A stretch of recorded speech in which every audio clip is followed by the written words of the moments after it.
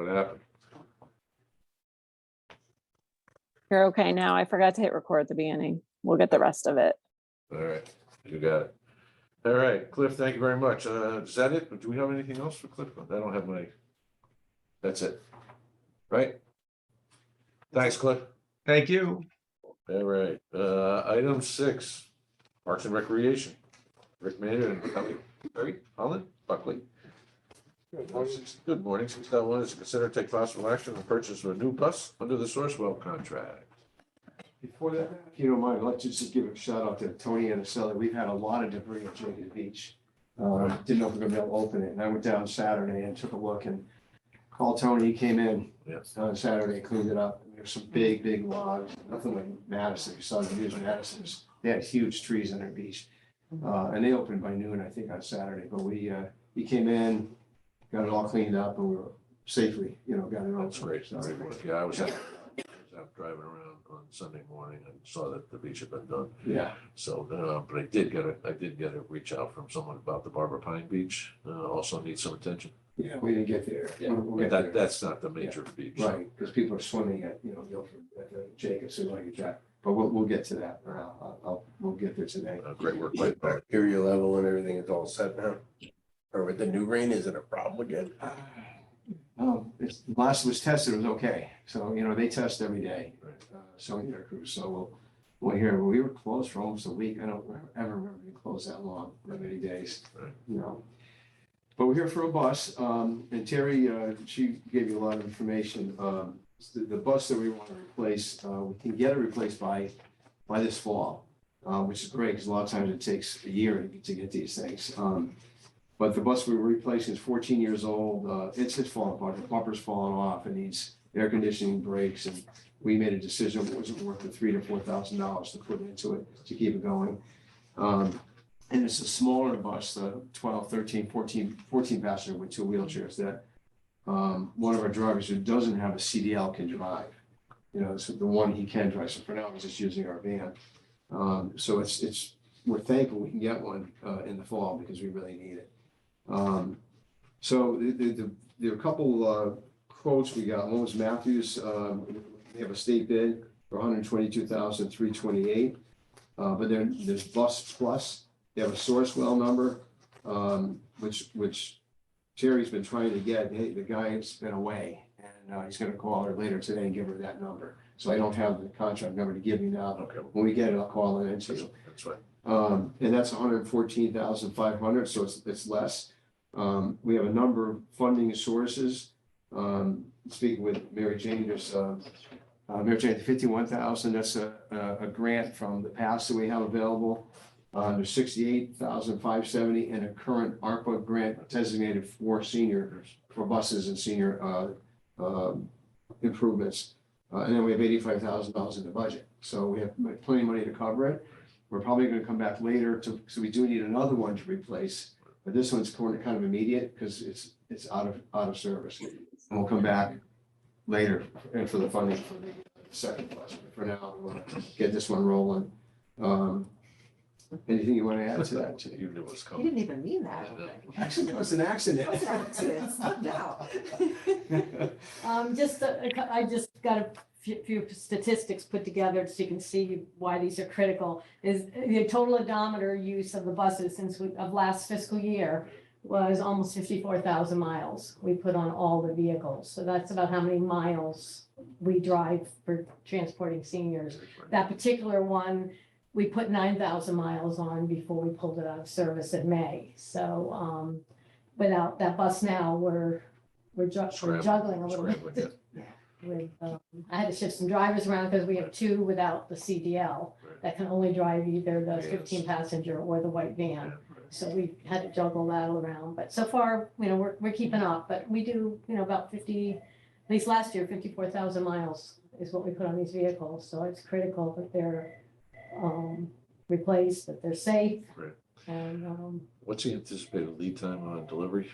Do we have? he said they do have some that are being put together right now with Ford, Okay. that he has the VIN number for. He said, once you have the VIN number, you're committed to the vehicle. Then they have to have them put the bus body on it. Right. So he's projecting October which is really good. It's not too bad. Some of these are taking a year and a half, yeah, but in order in a year and a half, but he happened to put in, both Matthews and Bus Plus put in a large order knowing that they were needed, so both would have them available in the fall. Right. This is the Sourcewell one, it's a little cheaper. So we'll look along to October. But, Yeah, we can make it work till October. Great.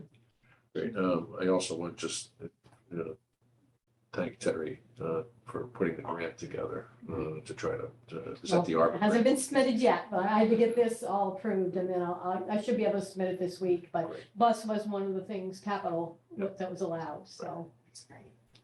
And should you remind us of what's in the fleet right now, including this one? So we have a 2021, our newer one, bus 457. We have a 2018, which is bus 453.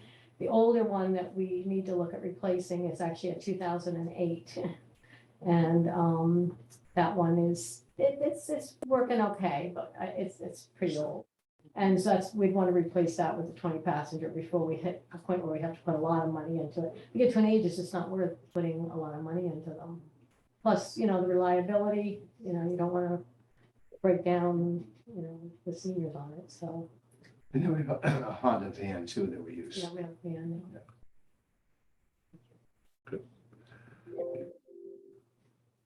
All right, I don't have the total amount here. Consider and take possible action on the purchase of the bus under Sourcewell. Is there a motion? And the amount is, 114,500. thank you, 114,500. Is there a motion? So moved. A second. Any further comments or questions? Hearing none, let me try your minds. Selectman Federici? Aye. Those in the room? Aye. Aye. That motion carries unanimously. Thank you very much for your work. All right, item 7, consider and take possible action to renew the contract with WB Mason for office supplies. Trey, That needs to be tabled. The information isn't ready yet for it. is there a motion to table? A second. Second. Let me try your minds. Selectman Federici? Aye. Those in the room?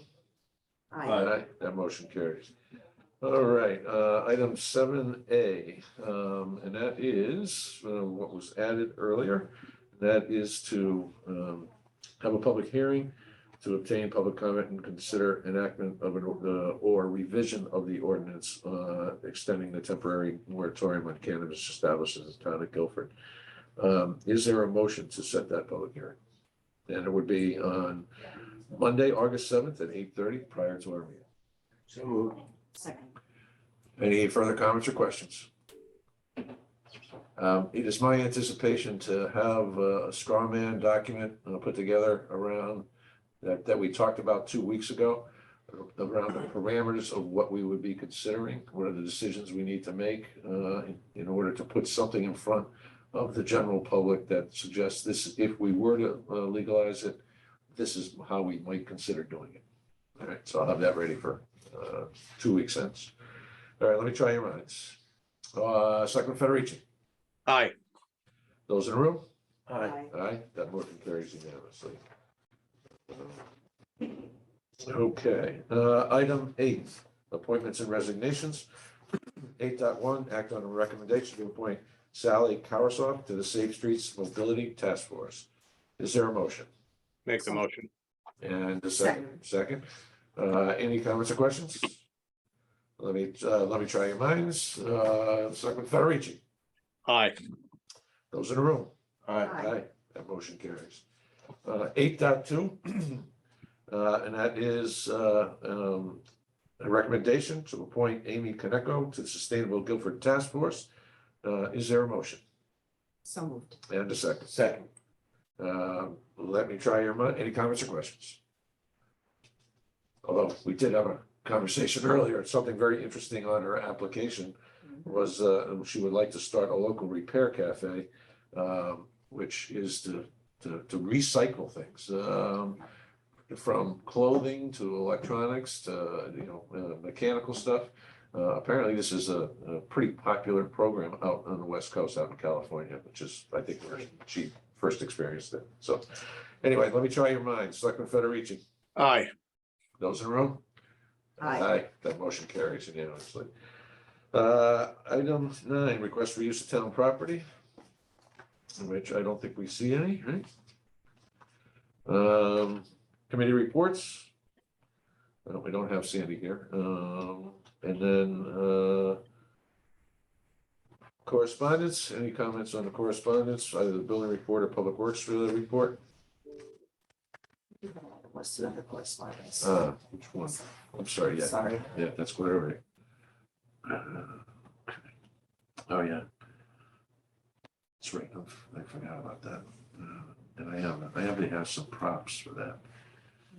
So did you guys have a chance to read read it?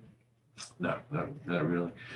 Sue Wolf, who's a resident in town, had approached me prior to the onset of COVID about putting banners on telephone poles, arch-like banners on telephone poles, pictures of iconic places here in Guilford. So why don't we? And that obviously got shelved, and she's back in my office last week or so. I think it was a week and a half ago. She did some mock-ups of these banners, which would hang off the telephone poles, and the idea was down Whitfield Street towards the beach, which is one of our most traveled areas in town, particularly with people going down to either the beach or to the waterfront. So I'll show you these afterwards, but why don't we, we'll add this as an agenda item. I just wanted to make sure we got the document in front of you, so you can take a look at it. All right. Thank you, Sue. All right. Anything else under correspondence, doing reports? There we go. Yeah, you can see that on the document. Okay. Old business. New business. Well, did you have a question under old business? Lou? What's that? I was just Oh, curious wondering, about, I'm sorry, Sue. did you have something under old business that you just shot over? I'm using Matt's. Oh, I'm just sort of curious where we ended up with the community dining room. Did they ever Community dining work room? They were given the instructions that there was conditional approval. And we're not going to block off parking. And secondly, they had to provide adequate number of restaurant bodies or whatever. So so- approved with those conditions? With those conditions. Right. Okay. Trey, Okay, have we great. heard anything back? Good. And that's scheduled for, what is it, August 8th? Is that the? It's around the corner. Yes.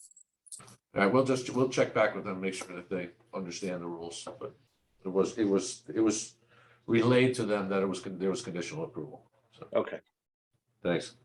I didn't realize you had the iPad. Yeah, well, we're cobbling it together here. There we go. My fault. No fault. All right, no business, none. Public forum. Cynthia, come on up. Hello, Joe, name and address for the record. I'm Cynthia Damer. I live at 440 Great Hill Road here in Guilford. I'm here to express my displeasure at the way this public meeting, which is now scheduled for Wednesday at the library, was scheduled by the town of Guilford, not just leaving Eversource completely out. Number one, the shortness of the notice that this meeting was taking place. Letters were sent out to residents on Great Hill Road only, but they only got them this past Friday, which was the 14th, giving 5 days notice of this meeting. Secondly, the residents on Long Hill Road from Route 80 up to Meeting House Hill, where the road changes its name, did not receive a letter. And their properties are all impacted by this capital project of Eversource. When I emailed Matt about this, he said that you hadn't gotten any complaints from people on Long Hill Road, so you assumed they were all fine with it. And that in fact is not the case. I spoke to 3 families personally over the weekend living on Long Hill Road, and they said, yeah, we should have been included in that letter. So why weren't everybody whose property was affected by the capital project should have been notified of this meeting. Also, in the letter from the town of Guilford, which I brought with me, it says that we're having a meeting with Eversource, but it doesn't state the purpose of the meeting and why you're having the meeting. I know Aaron and I know why we're having the meeting, but all the rest of the people, including, I would assume, the people on Upper Great Hill Road who don't even know that this is coming down the pike for their property, why would they, okay, we've scheduled a meeting with Eversource, well, why? So given the short time period as well. Also, this notice of the meeting was not posted on the Town of Guilford website until Friday. And I called the office on Thursday, late in the day, like 4:45, and said, I'm looking on the town website and I can't find a single thing posted about this meeting. So it was up on Friday, the 14th. Again, only 5 days notice. And additionally, the meeting being held at the library means that it will not be recorded because apparently they don't have that capability, nor will residents be able to attend via Zoom if it's inconvenient for them to come to the Guilford Library. There's also was no time for us to get an article in the newspaper or whatever. I don't know what other ways the town has sought to publicize this other than putting it up on the town website. But it's just so close that, to me, given all these factors of only half the people being notified and the short notice, it just seems to me that there might have been intent to keep this meeting as small as possible. That's all I have to say. Thank you for your comments. Anyone else wishing to address the board in public forum? Hearing none, I entertain a motion to go into executive session. So moved. Second. Let me try your minds, Selectman Federici. Aye. Those in the room? Aye. Aye. I'll see you Wednesday. You will. Is there a motion to come out of executive session? So moved. Second. Let me try your minds, Selectman Federici. Aye. And the Rose in the room? Aye. That motion carries unanimously. In executive session, we discussed 3 different items. There were no motions made, no actions taken. But as a result of our discussions, is there a motion to ratify the deputy police chief's contract? So moved. And I'll second that. Great. Any further comments or questions? I think one of the things that we did talk about was the retirement of Chief Hyatt has created this domino effect for internal promotions. Deputy Chief Massey going up, the Patrol Officer Sal Nessie moving into the Deputy Police Chief. And then there was a recent promotion for a vacant lieutenant's position. And that was a sergeant or someone below that, which will create another opportunity. So it's good to see. Anyway, any other comments or questions? Let me try your minds. Selectman Federici. Aye. Those in the room? Aye. Aye, that motion carries. Is there a motion to adjourn? Was that the only items we had? Yeah, that's the only thing that we're acting on. Okay, sorry, thank you. Oh, that's quite all right. So is there a motion to adjourn? So moved. Sure. Second? Second. Let me try your minds. Selectman Federici. Aye. Those in the room? Aye. Aye, that motion carries. Trey, recording stop.